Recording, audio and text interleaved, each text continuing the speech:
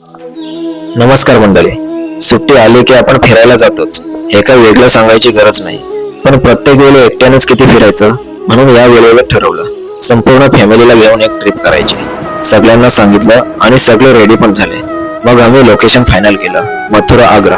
कारण इतक्या लांब फॅमिली ट्रिप नेतोय तर तिकडचं पण थोडं माहिती पाहिजे. तिकडे मी आधी जाऊन आलो होतो, त्यामुळे थोडं सोपं पडलं आम्हाला. मग 2 महिने आधीच ट्रेनची बुकिंग करून ठेवली. पहिल्यांदाच आम्ही इतक्या लांब फॅमिली ट्रिप करत होतो, त्यामुळे आमच्यापेक्षा जास्त उत्सुकता तर आमच्या चिल्लर पार्टीला होती.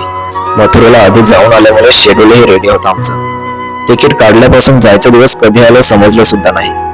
जाताना रात्री ट्रेनमध्ये सुद्धा थोडं टाइमपास केलं आणि सकाळी 8:30ला मथुरा जंक्शनला उतरलो.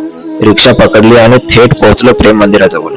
सोबत 3 फॅमिली होत्या, त्यामुळे 3 AC रूम घेतल्या. फक्त 1200 मध्ये एक रूम मिळाली.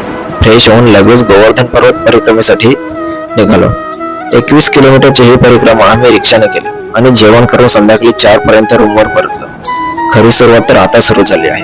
प्रेम मंदिरात रात्रीचा लाईट शो अफाट दिसतो, हे आधीच माहित होतं, म्हणून प्रेम मंदिराला 7 नंतर जायचं ठरवलं. रूमवरून निघालो आणि आधी गेलो इस्कॉन मंदिरात, जे प्रेम मंदिरापासून फक्त 10 मिनिट अंतरावर आहे.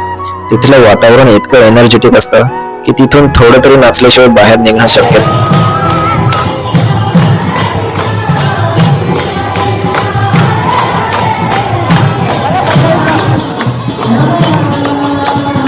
तिथून निघालो आणि पोहोचलो प्रेम मंदिराच्या बाहेर. आणि बाहेरूनच मंदिराचं दृश्य पाहून सगळ्यांना आत जाण्याची प्रचंड उत्सुकता लागली.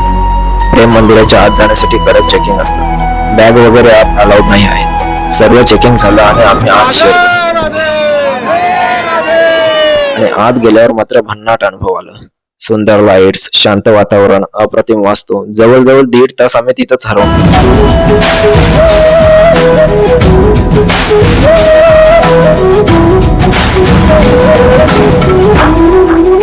8:30ला शो बंद झाला आणि मगच आम्ही बाहेर पडलो.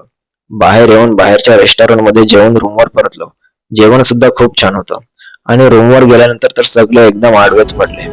दुसऱ्या दिवशी अजून काय काय पाहिले, काय एक्सप्लोर केलं, कुठे कुठे फिरलो, हे सगळं पार्ट 2 मध्ये सांगणार आहे. त्यामुळे युट्यूबला सबस्क्राईब आणि इंस्टाग्रामला फॉलो करायला विसरू नका. भेटूया पुढच्या पार्ट.